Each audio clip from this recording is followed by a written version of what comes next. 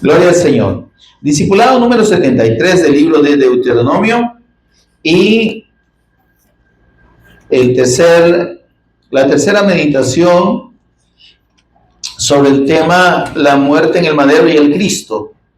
En el capítulo 21, versículos 22 y 23 del libro de Deuteronomio. Así que en esa cita, por favor, ubíquese y leemos la palabra del Señor. ¿Me dice si ya lo tiene? Amén. Bien. Dice la Escritura: si alguno hubiere cometido algún crimen digno de muerte y lo hiciere morir y lo colgareis en un madero, no dejaréis que su cuerpo pase la noche sobre el madero. Sin falta lo enterrarás el mismo día, porque maldito por Dios es el colgado, y no contaminarás tu tierra que Jehová tu Dios te da por heredad. Oramos. Señor y Padre, te bendecimos en esta hora. Señor, te exaltamos, damos toda honra a tu precioso nombre, en el nombre de tu Hijo amado, nuestro Señor y Redentor Jesús el Cristo. Gracias, Dios, por una bendición tan grande y merecida. Gracias por revelarnos a tu Hijo, habernos revelado a tu Hijo, Señor, y darnos la certeza de la salvación y la vida eterna por medio de la fe en su nombre, el perdón de pecados, la redención eterna, Señor, la santificación, la justificación. Bendito sea, Señor, porque nada de eso hemos merecido, nada de eso merecemos, nada de eso pudimos haber alcanzado, Señor, sino por la fe en la persona y en el sacrificio perfecto, único y eterno, que nuestro Señor Jesús, el Cristo, consumó en la cruz y mediante la resurrección, pagando Él el precio que nosotros no podíamos pagar. Señor, y estamos muy agradecidos. Mientras meditamos en tu bendita palabra, precioso Espíritu Santo, por favor, ministranos tú, abre nuestro entendimiento, Señor. Danos sabiduría y revelación en el conocimiento de nuestro Señor y Salvador Jesús en Cristo. Instrúyenos tú, toma el control de palabras y pensamientos, Señor, y permítenos ser edificados este día en la fe preciosa de nuestro Señor Jesús, el Cristo, quien es el Evangelio eterno de Dios. Por Jesús el Cristo lo pedimos. Amén y amén. Pueden permanecer en pie, mis amados. Ok. Bien, amados. Hemos meditado ya en 2 ocasiones sobre cómo desde que el hombre fue creado y puesto por Dios allá en una condición de gloria en el Edén, en comunión permanente con Él, con la gloria del Cristo en Él, con el acceso al árbol de la vida que representaba, que era un símbolo del Cristo. Mientras ellos comían de ese fruto, tenían vida eterna. Amén, amado. Y ese fruto el Señor no lo prohibió. Dijo el Señor: de todo árbol podréis comer. Hubo uno solo que el Señor prohibió, y ese fue el árbol del conocimiento del bien y del mal. Y donde usted y yo ya sabemos lo que sucedió. Y es que el hombre se creyó demasiado inteligente, más que Dios, como para pensar que la palabra que Dios les había dado podía tener algún tipo de una intención escondida, como Satanás lo dijo, ¿verdad? No, es que Dios les ha dicho eso, pero en realidad lo que Él quiere es evitar que ustedes coman. Dios les dijo que lo coman, pero el propósito de Dios es que no lo hagan, porque si lo hacen, entonces le arruinan los planes, ¿verdad? Imagínense ustedes qué cosa, ¿verdad? Entonces, si ustedes lo comen, van a estar en la condición de Dios. Qué engaño más grande. Ahora, desde que el hombre fue echado de la presencia de Dios, su acceso, como dice el capítulo 3, en los versículos 24, si no me equivoco, de Génesis, dice que el hombre ya no podía tener acceso al árbol de la vida. Ahora pues dice que el hombre no extienda su mano y tome del árbol de la vida y coma y vive para siempre. Ya no puede. Amén, hermano. Porque su condición de pecado, su condición de corrupción en su carne, esa naturaleza pecaminosa que que se volvió, o sea, esa naturaleza que en la condición original sin pecado, cuando ellos traspasaron el pacto, se contaminó y se volvió corruptible y sujeta al mal. Esa misma naturaleza es la que les impedía y la que le sigue impidiendo a todo ser humano tener comunión con Dios. La gente tristemente ha entendido que a Dios se puede llegar solo orando, ¿verdad? O solo queriendo, o solo dirigiendo la voz a Él. Pero en realidad lo que la Escritura nos muestra y nos confirma es que Dios no oye la oración del pecador. Dios no oye la oración de aquel que está muerto a causa del pecado, de aquel que está separado de Dios a causa de su condición de mal. El Señor dijo, ustedes son malos. Ninguno es bueno, solo Dios. Y nadie en condición de mal puede estar con Dios. Salmo 5:4, el malo no habitará junto a Dios, no puede estar con Dios. Por tanto, esa condición obliga a todo ser humano a permanecer separado de Dios, aunque no lo quiera. Y esa ausencia de Dios, meditábamos un día de esto, la ausencia del Cristo en el hombre, la ausencia de Dios en el hombre, de la obra del Cristo dentro del hombre, provoca todos los males que vemos, provoca esa condición de inclinación solo a lo malo, provoca esa condición de maldades hasta irracionales, incomprensibles, ¿verdad?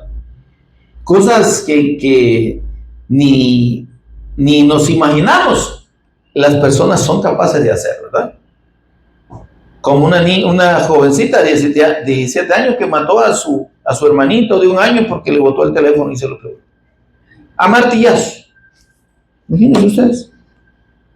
Una niña de 17 años. Pues si ya lo entendía, fue un niño de 1 año. O 2 años, el pequeño, pues. El asunto es que la condición de mal en el hombre lo lleva a ser gobernado por el mal.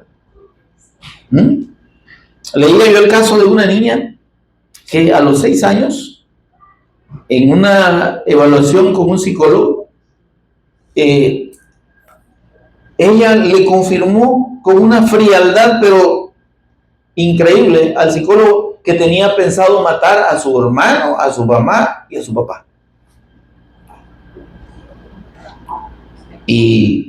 Pero planificado, una niña de 6 años.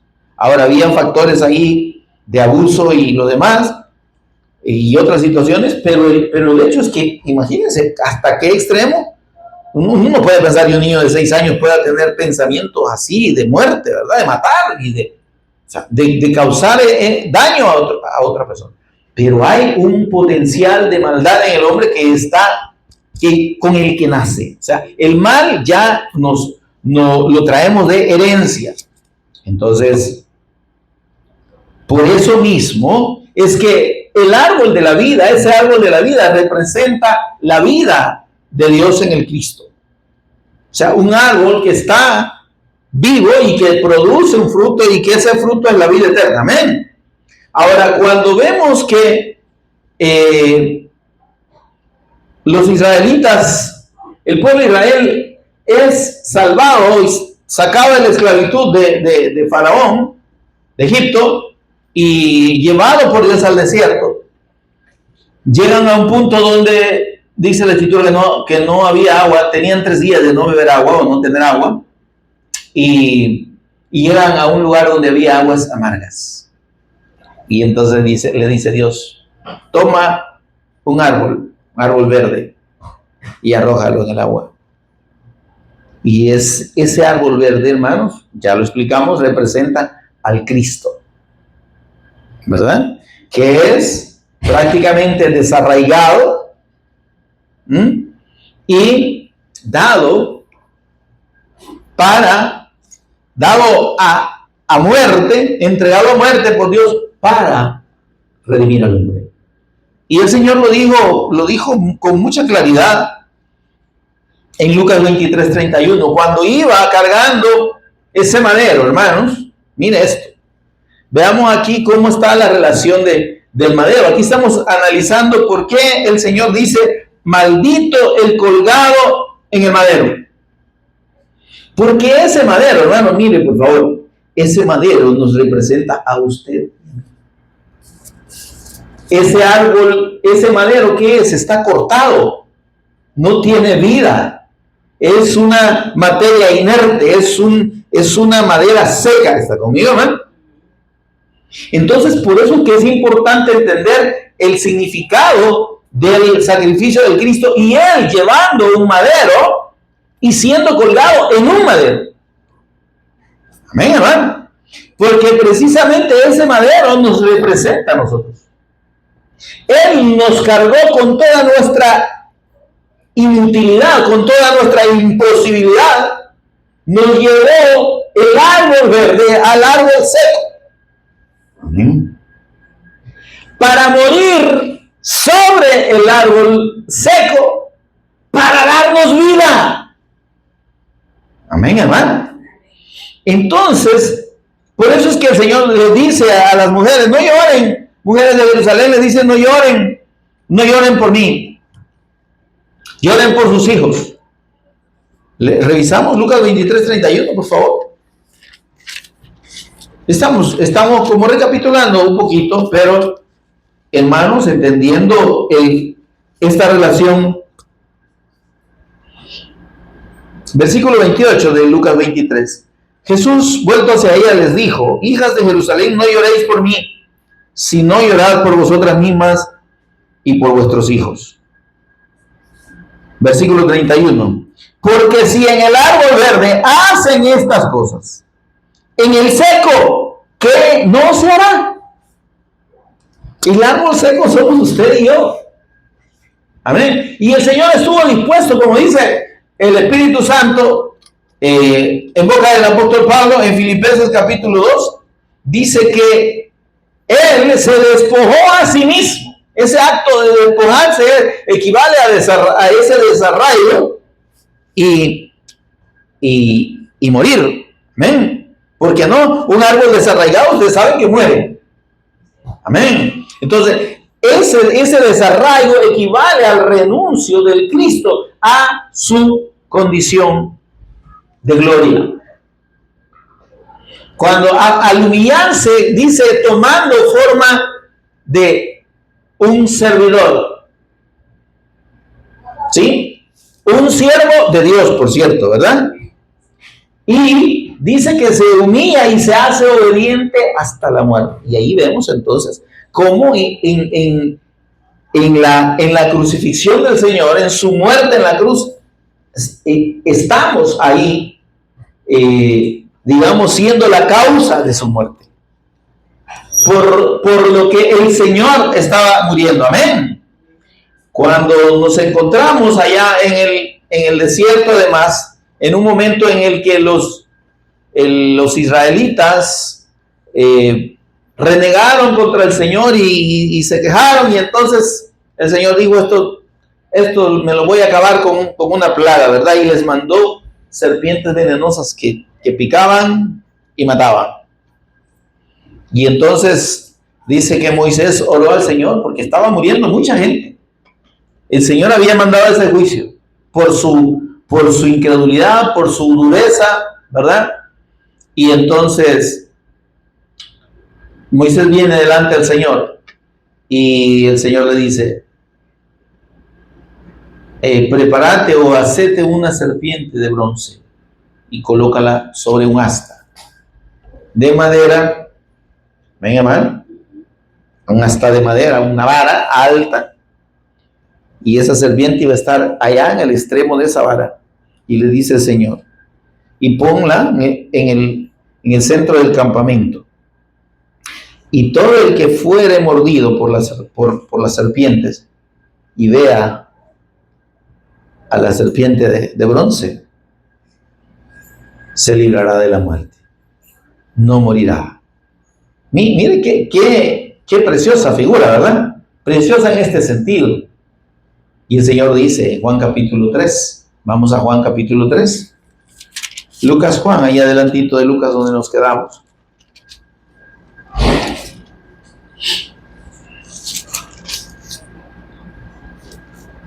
Dice en el versículo 14, y como Moisés levantó la serpiente en el desierto, ¿se da cuenta?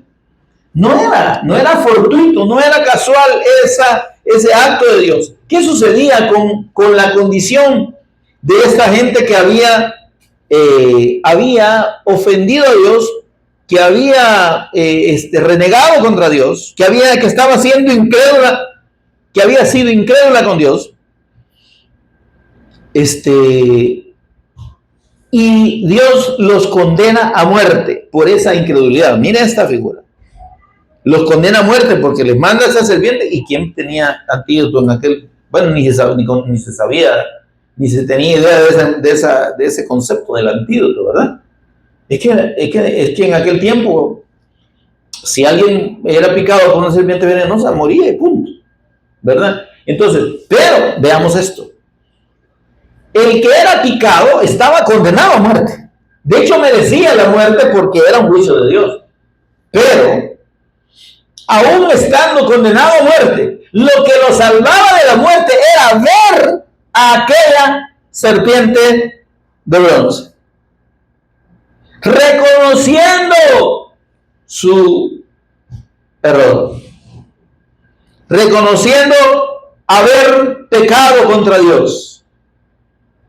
Y que ese medio, esa serpiente de bronce ahí, Dios la puso para ser el medio por el que ellos se libraban de la muerte. ¿Está conmigo? Dice el Señor, y todo el que mire a la serpiente de bronce, ¿verdad? No morirá. Vamos a números 21, por favor. Números 21.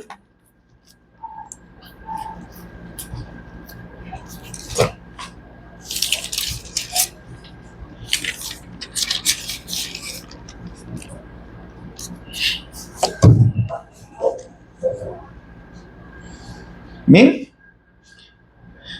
versículo 8. Bueno, veamos el capítulo 5, el versículo 5, perdón, 21:5. Y habló el pueblo contra Dios. Mire la actitud de incredulidad.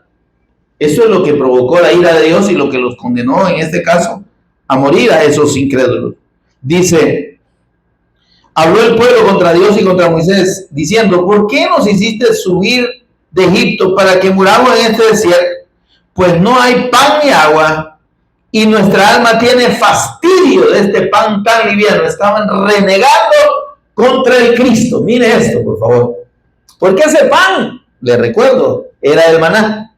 Y el maná, dice el Señor, yo soy el pan que vino del cielo. Representaba la vida de Dios dada directamente desde el cielo, bajando desde el cielo a la tierra para dar vida a su pueblo. Pero ellos dicen, tenemos fastidio de este pan tan liviano. Eso es la gente minimizando, óigame, a la persona y a la obra de nuestro Señor Jesús, como el Cristo. Decir, yo no creo que solo por creer en Jesús como el Cristo voy a ser salvo y perdonado. Ya estoy harto de tanto que Jesús es el Cristo, que Jesús es el Cristo aquí, que Jesús es el Cristo allá, rey, sacerdote, profeta. Estoy harto. Cuidado. Porque esa actitud de negar al Cristo, de renegar del pan de vida que es nuestro Señor Jesús, de pensar que hay otra cosa. Mire, hermano, lo más triste de esto es que hay personas que aunque no digan directamente no queremos saber de Cristo, pero cuando rechazan y no quieren oír y quieren que usted les diga otras cosas, que les hable de bendición, de prosperidad, de sanidad, de cualquier otro rollo, cualquier otro cuento, están haciendo lo mismo que hicieron estos aquí. Están renegando contra Dios, rechazando al Cristo. Y dice el Señor: y Jehová envió entre el pueblo serpientes venenosas que mordían al pueblo, y mucho pueblo murió. Ahora mire esto, versículo 7. Entonces el pueblo vino a Moisés y dijo: hemos pecado. ¿Se da cuenta? Lo que queda al hombre, la única opción viable delante de Dios para toda persona es reconocer su condición. Es reconocerse indigno. Es reconocerse merecedor de la muerte. Señor, soy pecador. Yo he blasfemado tu nombre, he renegado contra ti. Amén. Y yo merezco la muerte. Perdóname. Y entonces dice, y Moisés oró por el pueblo. Moisés aquí entra en la figura del Cristo. Porque cuando usted y yo estábamos muertos a causa del pecado, el Señor dijo: yo pago el precio. Amén. En la eternidad, Él dijo: yo voy a pagar el precio. Yo voy a morir en lugar de ellos. Amén. Y entonces dice: oró a Jehová por el pueblo. Y Jehová dijo a Moisés: hazte una serpiente ardiente o venenosa y ponla sobre un asta. De bronce, por cierto, ¿verdad? La serpiente. Y cualquiera que fuere mordido y mirare a ella, vivirá. Amén. Entonces, ¿qué implicaba, hermanos? ¿Qué implicaba esa figura ahí? No es que esa fuera una figura del Cristo. Esa es una figura del pecado que llevó a la muerte al Cristo. Porque Él en la cruz, sin ser pecado, sin conocer el pecado, siendo santo, 3 veces santo, dice que por nosotros lo hizo pecado. ¿Cómo lo hizo pecado? Pues Isaías 53:6 dice que Jehová cargó en Él el pecado de todos nosotros. Entonces, cuando los incrédulos que habían sido picados por serpientes entendían que eso era producto de su pecado delante de Dios, la única opción que tenían era ver a esa serpiente y reconocer su pecado delante de Dios. Es decir, por haber yo rechazado al Señor, por haber yo pecado contra Dios, es que esa actitud me está matando, me ha provocado la muerte. Esa es la serpiente. Ver a la serpiente de bronce les recordaba su pecado. Amén. Ahora, ver al Cristo en la cruz nos tiene que recordar que Él no merecía morir. Es ver nuestro pecado ahí sobre Él. Es reconocer que por nuestra causa Él murió. Y cuando vemos en el Cristo la solución y el remedio para la muerte, hermanos, entonces estamos entendiendo cómo aquellos en el desierto fueron libres de la muerte. ¿Qué implica ver a esa serpiente ahí, esa figura de la serpiente de bronce? Porque dice: el que la viere, ¿verdad?, no morirá. Miren, dice: ponla sobre el asta y cualquiera que fuera mordido y mirare a ella. ¿Qué implicaba esto? Es que no solo decir la veo ya, es creer que viéndola serían librados de la muerte. ¿Se entiende esto? Entonces, con la fe del Cristo, con la fe en la persona y obra del Cristo, es igual. Quien viene delante de Dios reconociendo su pecado tiene que ver en el sacrificio del Cristo, en la fe del sacrificio del Cristo, viendo al Cristo ahí, reconociéndolo como el el pago por nuestro pecado en su sacrificio, ese recibe el perdón de sus pecados. Ese recibe la vida, porque implica un acto de fe. La fe entonces no tiene que ser puesta, hermanos, en conceptos ni en doctrinas de hombres religiosas. Amén. Las doctrinas de hombres son doctrinas religiosas. Son construcciones sobre la revelación de Dios, acomodadas a la conveniencia del que las enseña. Amén. Y la gente prefiere, hermanos, millones de personas alrededor del mundo, aquí en el país, prefieren seguir enseñanzas de hombre a recibir la instrucción directa del Espíritu Santo por medio de su palabra. ¿Está alguno falto de sabiduría? Pídala a Dios. Necesita entender algo y no puede. Dice, vosotros tenéis la unción del Santo y sabéis todas las cosas. ¿Sabéis? Porque Dios la revela. Y no tenéis necesidad que nadie os enseñe nada. Está refiriéndose al hecho de que la Escritura, inspirada por el Espíritu Santo, solo puede ser revelada de la manera correcta mediante el Espíritu Santo que Dios ha hecho habitar en nosotros. Amén. Y si bien no entendemos todas las cosas, pero si oramos al Señor, si pedimos al Espíritu Santo la iluminación, Él nos va a hacer entender. ¿Y qué necesitamos entender, hermano? Lo único que necesitamos entender es la fe en la persona y obra del Cristo. Esa visión del Cristo y de su sacrificio, eso es lo que debemos tener presente siempre en nuestro mirar, en nuestra vista. Eso es lo que debe dirigirnos. Si venimos a la Escritura queriendo encontrar otras cosas, hermanos, nos vamos a extraviar. Dice el Señor en Jeremías 6:16, si no me equivoco, paraos en los caminos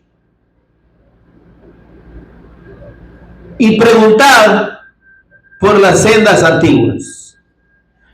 Deténganse del camino que cada quien lleva, dice el Señor. Párense, porque ustedes van a la muerte.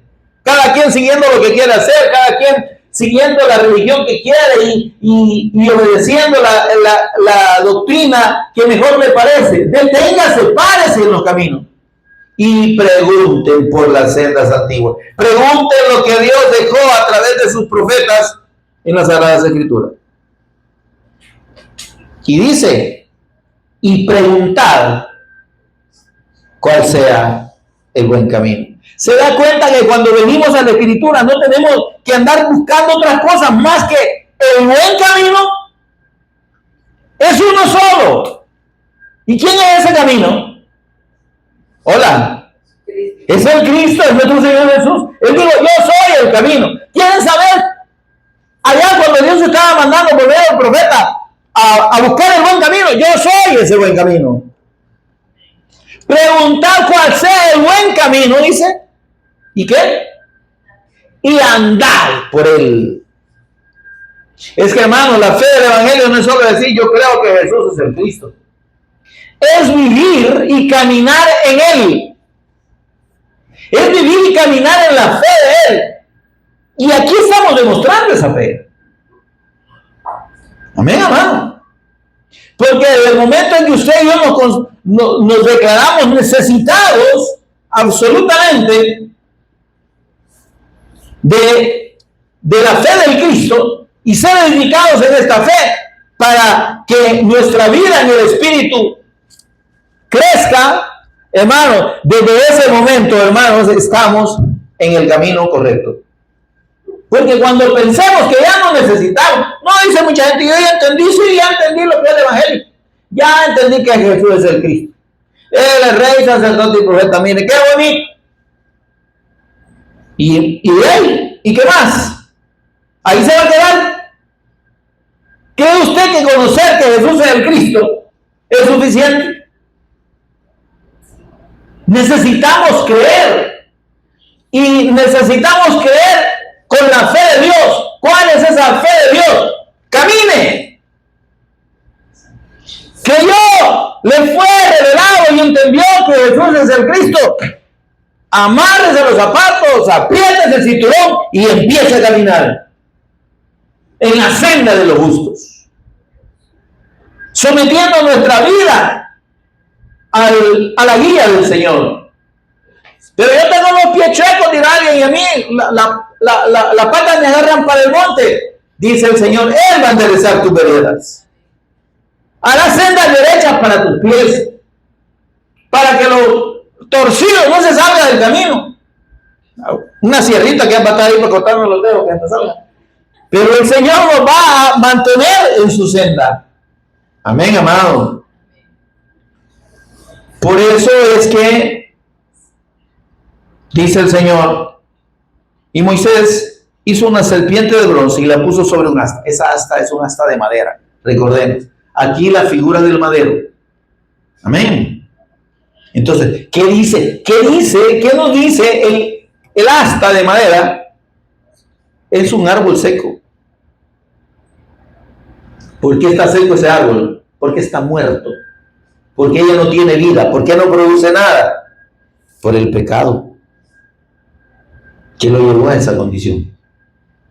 Entonces, la obra del Cristo en la cruz representa la reversión de ese efecto. Yo soy el árbol verde, dice el Señor. Y yo voy a ser crucificado por ustedes. En esa cruz, ese madero, nos representa a usted y a mí. Y veamos algo bien importante sobre la cruz, hermanos. Y sobre el hecho de que fuera un madero. Dice Lucas, volvamos a Lucas, el versículo 33 del capítulo 23. 23, 33.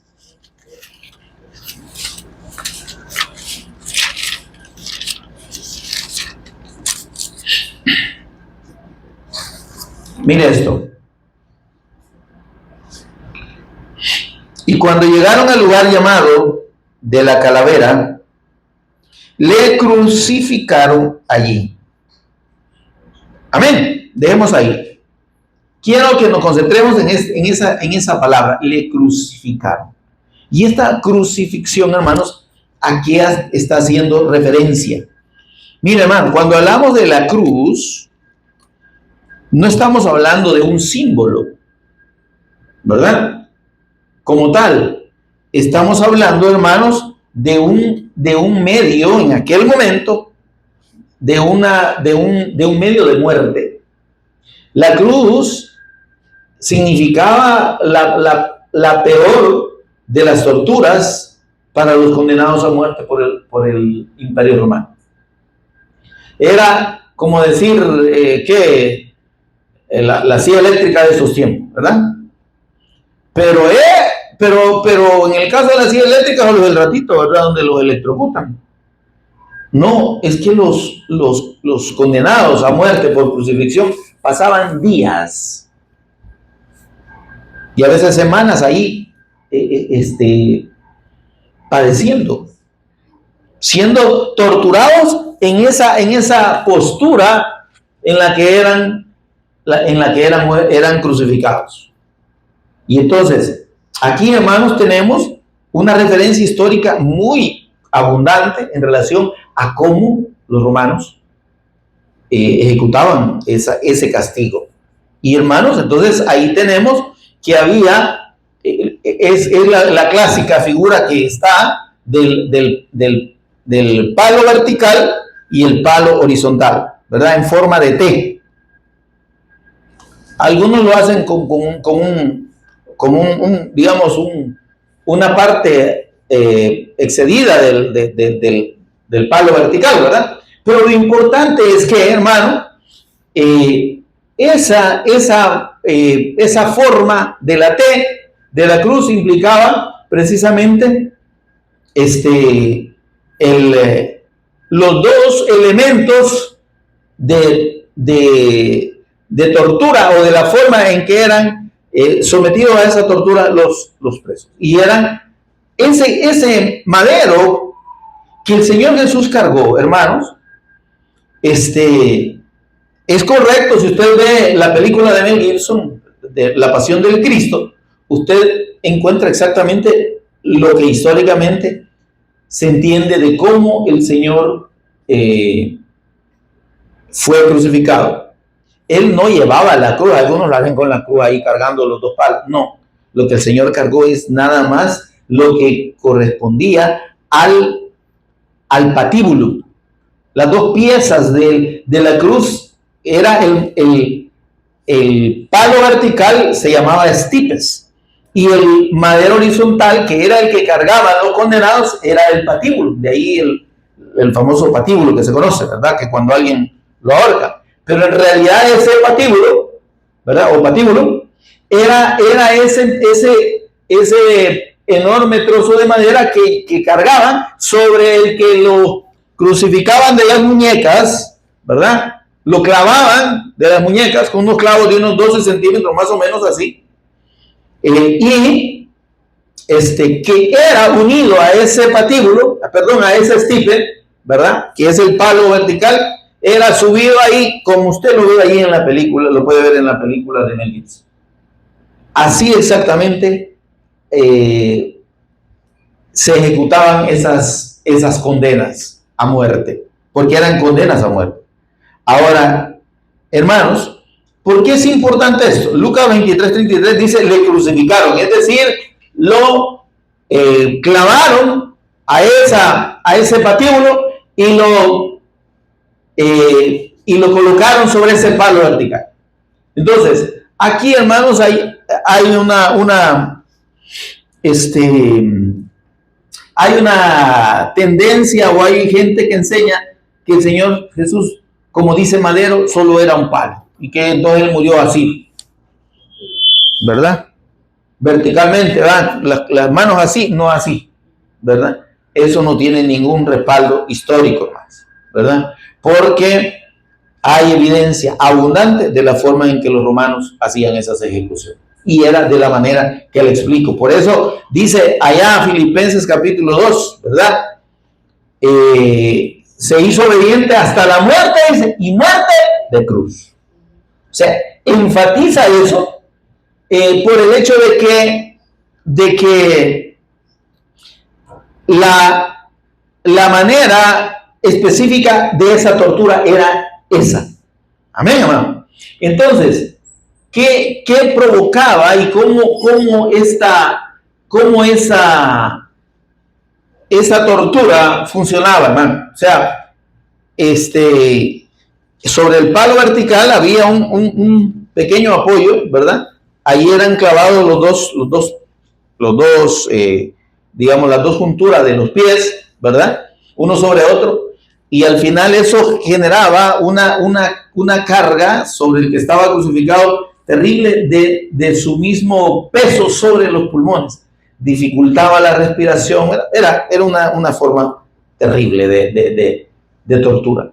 Pero en el caso del Señor Jesús encontramos un detalle muy diferente, y es que dice la Escritura que Él fue azotado.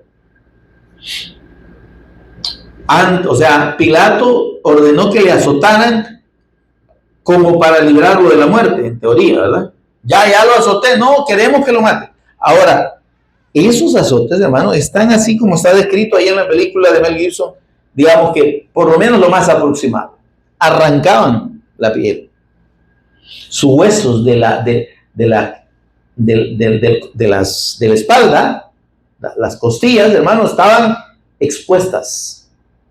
Y es imagínese usted en esa madera, y el Señor estaba ahí recostado, o sea, un dolor terrible. Por eso es que la muerte del Señor tenía que ser así, porque además no podía pasar del mismo día ahí en la cruz. Dice el Señor, cuando lo cuelgues, enseguida, o sea, lo vas a tener ahí, porque óigame, los que colgaban allá, según la ley, los colgaban ya muertos. ¿Está conmigo? Y era como una forma de advertencia para los que infringieran la ley. Amén. Y cometieran, dice, cosas dignas de muerte. Estamos en Deuteronomio 21, versículos 22 y 23, ¿verdad? Entonces, cometiera algo digno de muerte. Sí, lo mataban, pero lo ponían ahí para vergüenza. Amén. Entonces, ¿qué tenemos ahí en la crucifixión de nuestro Señor?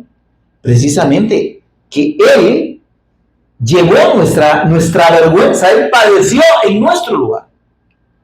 Por eso es que ese pecado que Él llevaba en su cuerpo, hermano, tenía que ser expuesto ahí. Y nosotros debemos entender que Él murió y Él padeció de esa forma tan terrible porque precisamente era el precio por el pecado. Amén, hermano. Entonces, cuando vemos en el relato de la muerte y de la resurrección de nuestro Señor, nos damos cuenta entonces el propósito glorioso.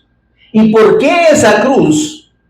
Ahora, para nosotros, no es que adoremos la cruz, ¿verdad? Pero la muerte del Cristo, o sea, que fue en la cruz, nos recuerda, primero, que Él murió por nosotros, por nuestra culpa, encima de ese madero seco.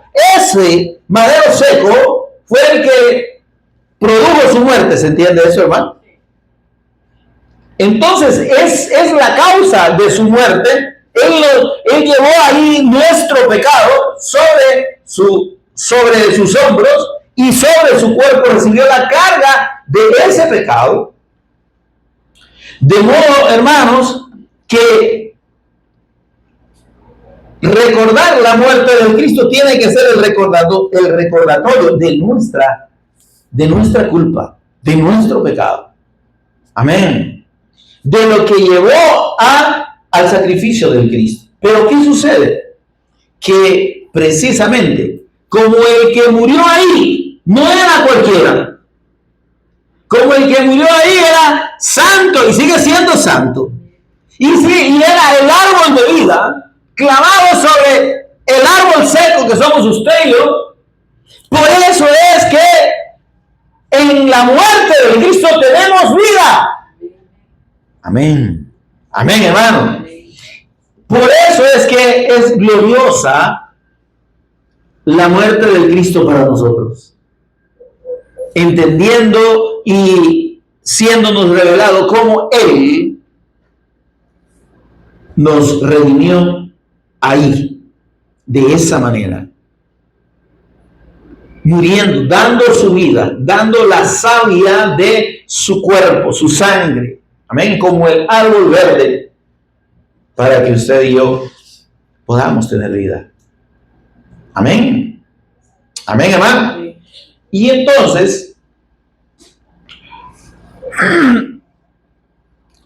encontramos el hecho de que a pesar, hermanos, de que usted y yo ni nadie pudo pagar ese precio, el hecho que el Señor lo haya pagado significa para nosotros la gloria, significa para nosotros la vida, significa para nosotros todo. Y la grandeza de la obra del Cristo está en que Él, en esa muerte, consumó el pago total de nuestra transgresión delante de Dios. Esa transgresión de Adán y Eva, ahí fue pagada. En esa sangre sin pecado se pagó, en ese derramamiento de sangre sin pecado, se pagó la transgresión de todos nosotros. Pero, óigame, tenemos que ver al Cristo con fe. El sacrificio de Cristo no puede ser visto como una noticia, ¿verdad? Ay, pobrecito, ¿verdad? Como cuando alguien se muere. No, no. Es que tiene que ser visto en la dimensión eterna y espiritual que tiene.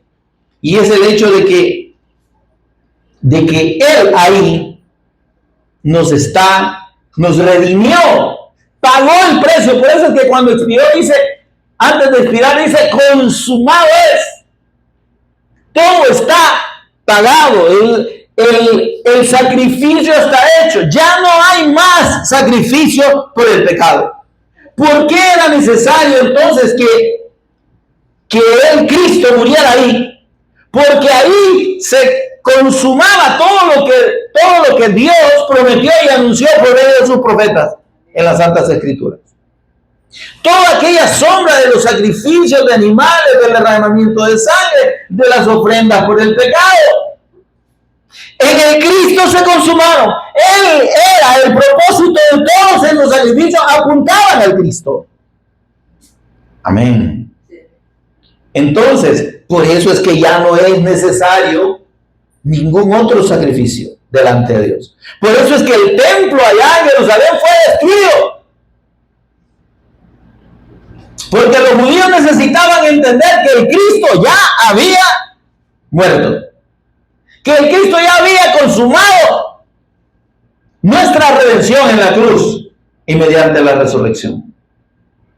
Amén. El Mesías para los judíos no ha venido. Para nosotros ya vino. Amén.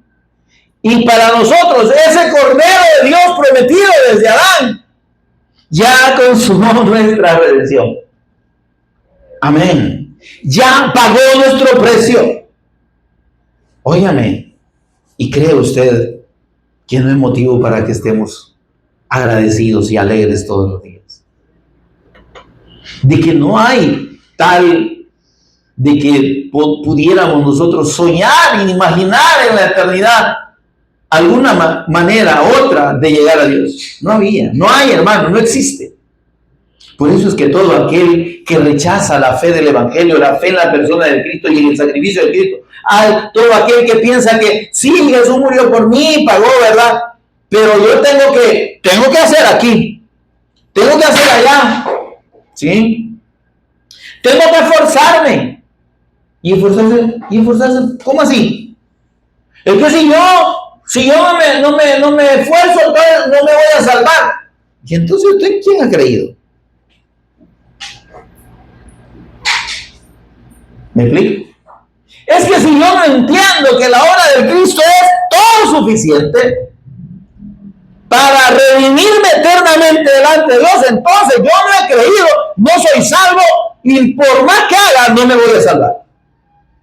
Porque no hay absolutamente nada que pueda salvar al hombre y librarlo de su pecado delante de Dios, que la fe en la persona y obra del Cristo. Ver a ese Cristo crucificado ahí, reconocer que es tu pecado el que lo llevó a la muerte y que Él llevó tu pecado en su cuerpo. Y que por esa muerte y por esa resurrección es que tenemos el perdón de pecados y la vida eterna. Entender eso es haber creído que Jesús es el Cristo de Dios. Esa es la fe del Evangelio, hermano. Esa es la fe que salva. Esa es la fe que transforma y da vida al hombre. Porque cuando creemos, dice el Señor, derramaré agua limpia sobre ustedes para que sean limpiados de todos sus pecados y de todas sus idolatrías. La fe en el Cristo. No hay más. Ezequiel 35, Ezequiel 36, 25 al 27. Dice, y pondré dentro de vosotros un corazón nuevo y un espíritu nuevo. Él nos hace nuevos. Y además dice, voy a poner mi espíritu dentro de ustedes, para que anden en mis caminos, cumplan mis preceptos y los pongan por obra. Aún la obediencia a la fe, aún hacer lo que a Dios agrada, Dios lo produce en nosotros, hermano. Entonces no hay jactancia. Entonces no se trata de lo que yo pueda hacer, sino de lo que Dios ya hizo por mí y de lo que Él hará y puede hacer en mí. Yo debo poner mi fe absoluta en la persona del Cristo, porque de esa manera entonces Dios obra. Dios hace su obra en mí. Nosotros no hacemos la obra de Dios, hermano. ¿Me oyó? Nosotros no podemos hacer la obra de Dios porque la obra de Dios es la salvación. Amén. Lo que podemos hacer es aceptar la obra de Dios en nosotros. Disponernos para que Él haga en nosotros. Y para que Él cumpla su voluntad en nosotros. Amén. ¿Y su voluntad cuál es? Dice, os he puesto para que vayáis y llevéis fruto. Permanecer en mí, dice el Señor. Si permanecéis en mí, así como el pámpano está unido, dice, a la vid, y para que dé fruto, tiene que estar unido a la vid, entonces ustedes tienen que permanecer en mí. Entonces nuestra consigna y nuestro propósito fundamental es estar siempre con el Señor. Es permanecer en Él. Si permanecéis en mí y mi palabra permanece en vosotros. Es que el Cristo habitando en nosotros tiene que ser una presencia que nos gobierne. Permanecer en el Señor no es estar solo en la iglesia, ni venir a todos los cultos. Permanecer en Él es permanecer en la fe de su nombre. Amén. Permanecer en Él es permanecer en la fe de su palabra. Es disponernos a creer y a obedecer lo que Él dice, no lo que la religión y los hombres digan. Porque es necesario obedecer a Dios, dice la Escritura, antes que a los hombres.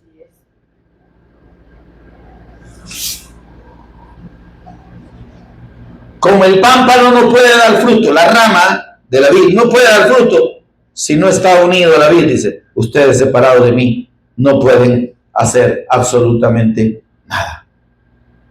¿Cómo producimos fruto? Si no es unidos al Cristo, si no es en la comunión del Cristo. Señor, haz en mí. Yo no puedo. Yo no tengo la capacidad. Cristo en vosotros, la esperanza de gloria. Me encanta una alabanza que dice, Señor, haz tu obra en mí. Porque de eso se trata. Que Él haga su obra en nosotros. No que nosotros haciendo la obra de Dios. ¿Cómo se le ocurre?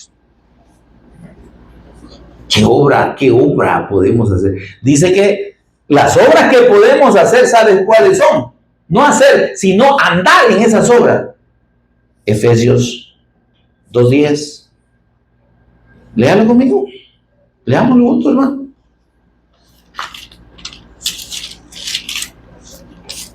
Está clarísimo, ¿verdad? Lo que el Señor dice. Miren. En el versículo 8, los versículos 8 y 9 dice, nos recuerda esto el Espíritu Santo. Ustedes son salvos por la gracia de Dios.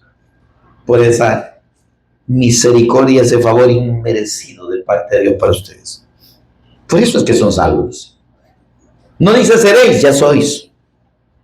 Por medio de la fe. ¿La fe en quién? En el Cristo y en su obra perfecta. Y dice más, esto no depende de ustedes, porque es un regalo de Dios. ¿Se da cuenta? Yo no sé por qué la gente está diciendo que están ganando su salvación. ¿De dónde? Pues mire, si usted ya ganó su salvación, ay, me saluda el diablo, porque para allá va. Porque todo aquel que confía en sus propias fuerzas para ganar la salvación, es que no se puede. Si solo uno la pudo ganar, y por la fe en Él nos justifica, nos atribuye su justicia y nos salva. Tito 3, 4, 5 y 6, ¿verdad? Ya lo vamos a leer. Pero ¿qué dice Efesios capítulo 2, versículos 8 al 10? Que no es por obras para que nadie se gloríe. Pero mire lo que dice el versículo 10. A mí me encanta. Porque somos hechura suya. Somos obra de Dios. Él nos ha hecho. ¿Y dónde nos hizo Dios? ¿Dónde nos creó? ¿Dónde nos hizo nacer? ¿Verdad? Éramos madera, éramos un palo seco. Pero Dios nos dio vida. ¿Ah? Nos creó, nos injertó en la vida, ¿eh? ¿Ven? Y ahí recibimos vida. Dice, creados en Cristo Jesús. ¿Qué le parece? Ahí nos hizo Dios. Ahí nos volvió a crear en el Cristo. ¿Para qué? Sigamos leyendo. Para buenas obras. Pero buenas obras se refiere a la voluntad de Dios de nosotros. ¿Sí? A lo que a Dios agrada. A lo que tiene que ver con el propósito eterno de Dios. ¿Por qué? Porque esas buenas obras, si son buenas, es que son de Dios, ¿verdad? Porque usted y yo, ¿qué buenas obras podemos hacer? Ninguna. Las cuales, dice, Dios preparó de antemano, desde antes, para que anduviésemos en ella. ¿Se da cuenta que no podemos hacer buenas obras, sino que andar en ellas? Veamos bien. Dice, buenas obras, las cuales Dios preparó de antemano para que hiciésemos. ¿Para qué no? Para que anduviésemos. Es que se trata de andar en la obra de Dios. Nosotros no hacemos ni podemos hacer la obra de Dios. Podemos andar en las obras que Él quiere que andemos. Amén. Por eso, mis amados, debemos gozarnos en la muerte del Cristo. Y debemos entender que en esa muerte es que tenemos vida. No es en la cruz, ¿sí? La cruz como tal solo es un medio de muerte, ¿sí? Pero esa cruz nos tiene que recordar que esa muerte del Cristo es la que nos da vida y vida eterna. Por lo tanto, ver la cruz no es la forma en sí, sino el hecho del sacrificio del Cristo que yo tengo que ver y creer. Si yo no pongo mi fe plena, así como aquellos que miraban a la serpiente de bronce, pero estaban reconociendo en esa serpiente el motivo de su muerte, por andar de incrédulo, por andar de bocón, por andar de renegón, es que me picó esa serpiente y estoy condenado a muerte porque no hay antídoto. Pero viendo ahí y reconociendo mi pecado delante de Dios, soy libre de la muerte. Así nos toca a nosotros. Ver al Cristo ahí, ver su sacrificio, creer plenamente en Él, nos libra de la muerte. Sin más ni más. ¿Qué dignos eran aquellos que habían sido picados y que estaban condenados a morir por el veneno de la serpiente? Y no habían sido blasfemos, pues. Y no eran incrédulos, pues. ¿Cree usted que alguien puede tener una condición mínima delante de Dios para merecer su salvación? ¡Ninguno! No hay justo ni a uno, no hay quien haga lo bueno, no hay ni siquiera uno. Si es así, dijeron aquellos, ¿quién podrá ser salvo? Tipo chapulín, ¿verdad? Pero dice el Señor, es que eso es imposible para ustedes, pero para mí es posible. Yo lo he hecho posible mediante la cruz y la resurrección, mediante la muerte, ¿sí? En la cruz y mediante la resurrección de entre los muertos. ¡Qué precioso! Amén. Amén. Amén. Que no se nos olvide. Amén. Que esa muerte del Cristo en el madero nos lleva, hermanos, a la comprensión y al entendimiento de que por ese sacrificio es que nosotros tenemos vida. Fuera de Él no hay. Separados de mí, digo el Señor. En hebreo salvadoreño no podéis hacer ni papa. Nada podéis hacer. Veamos lo que debemos entender en la obra del Cristo y cómo el Señor lo prefiguró en Isaías 25, 8 y 9, por favor. Mire qué lindo esto. Con esto cerramos, amados. No la iglesia, sino la meditación. Para los que pensaban que se iba a cerrar aquí. Aquí se va a cerrar cuando Dios diga, no cuando usted quiera. Versículos 8 y 9 de Isaías 25. Ay, qué lindo, hermano. Si es que esto, si a usted no le da gozo, pues yo siento lástima por usted. Créame, si esto no le da gozo, yo me compadezco de los que no se gozan en esto. ¿Sabe por qué? Porque no han sido salvos. Mire lo que dice. Destruirá a la muerte para siempre. ¿Qué le parece? Úyame, la muerte, destruida la muerte, quiere decir que ese poder del pecado que es la muerte, para Dios en el Cristo ya no existe. ¿Dónde está, oh muerte, tu aguijón? ¿Dónde es sepulcro tu victoria? El Señor le dijo, muerte, yo seré tu muerte. Yo te voy a matar. Destruirá a la muerte para siempre. Y mire esto, por favor. Y enjugará a Jehová el Señor toda lágrima de todos los rostros. ¿De los rostros de quién? ¿De todo el mundo? No, de los rostros de sus santos. ¿Por qué dice toda lágrima, hermano? Cuando dice que va a enjugar toda lágrima, está diciendo que Él va a trascender a lo que humanamente nos agobia, lo que nos provoca tristeza, dolor, muerte. El Señor lo va a quitar. Cuando dice lo enjugará, no es que vamos a seguir llorando. Sí, hijito, te voy a sacar las lágrimas, seguir llorando. No, quiere decir que va a quitar para siempre esa condición que nos provocaba lamento y dolor. Amén, y muerte. Amén.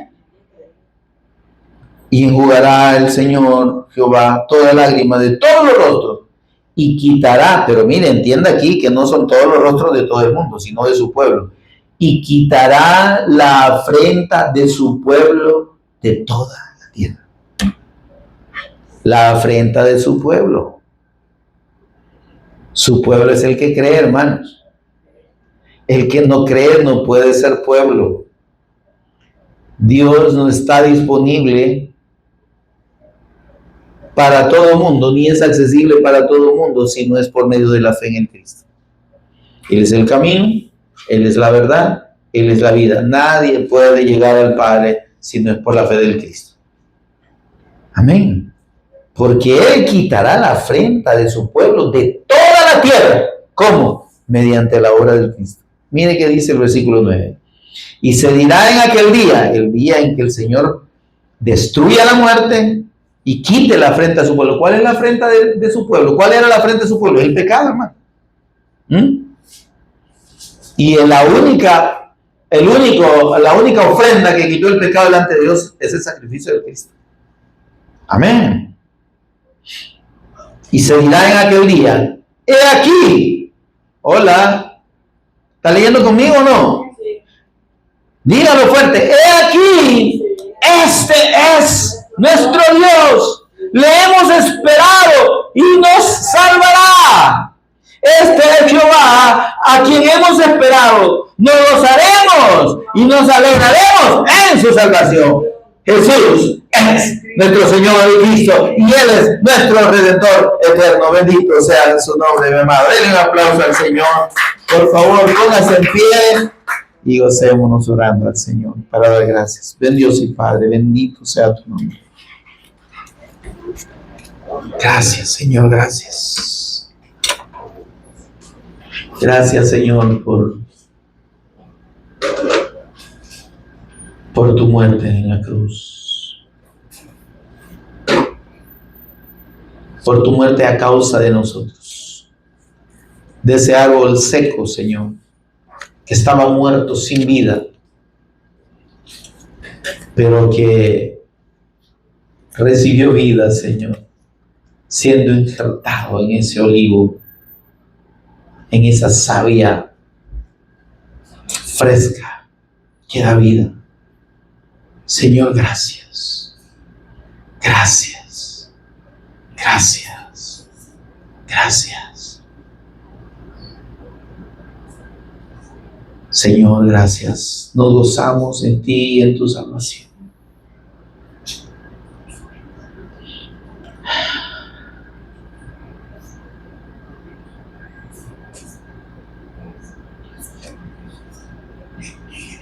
Pensar, Señor, que si tú no nos hubieras querido salvar, Señor, no tendríamos esperanza alguna, como los que no tienen esperanza allá afuera y no te conocen, Señor.